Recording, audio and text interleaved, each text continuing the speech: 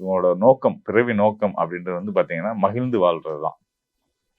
தான் மட்டுமா அப்படின்னா கிடையாது. தன்னோட குடும்பம், தன்னுடைய நண்பர்கள், தன்னை சுத்தி இருக்கக்கூடியவங்க, எல்லாத்தையும் மகிழ்விச்சு, அவங்களையும் சந்தோஷப்படுத்தி, தானும் சந்தோஷமா இருக்கணும். நம்ம சுத்தி இருக்க நபர்கள் நல்லா இருந்தாங்கன்னா, நாமும் நல்லா இருப்போம். அப்படின்ற ஒரு பாலிசியோட வாழக்கூடியவங்க தான் வந்து மிதுன ராசிக்காரர்கள். இதுல வந்து பார்த்தீங்கன்னா, அதுல அந்த விஷயங்கள வந்து ரொம்ப ஒரு குறிக்கோளோட இருப்பாங்க. அவ்வளோ ஈஸியா வந்து அவங்க ஒரு விஷயத்த திட்டமிடுறாங்க. இத செய்யணும், இத அடையணும்னு நெனைக்கிறாங்கன்னா, அத யாருனாலயும் அடுத்து மாத்த முடியாது.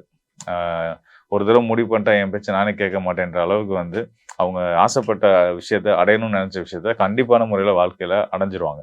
ஆ பொதுவாவே மிதுன ராசிக்காரரோட மனச வந்து புரிஞ்சுக்கவே முடியாது. என்ன நெனச்சுக்கிட்டு இருக்காங்க? அப்படின்றது வந்து நம்ம புரிஞ்சுக்க முடியாது. பொதுவா வந்து இந்த பெண்களோட மனசு வந்து ஆழம் யாராலயும் தெரிஞ்சுக்க முடியாது, புரிஞ்சுக்க முடியாதுலாம் சொல்லுவாங்கல்ல.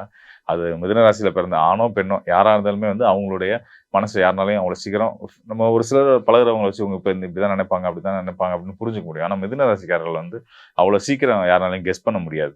இவங்களோட ஆழ் மனசுல என்ன இருக்கு? இவங்க என்ன என்ன நோக்கத்தினால பேசுறாங்க, இந்த விஷயத்த சொல்றாங்க, இத செய்றாங்க அப்படின்னு புரிஞ்சுக்க முடியாது. அந்த அளவுக்கு வந்து சீக்ரெட் மெயின்டெயின் பண்ணக்கூடியவங்களா இருப்பாங்க.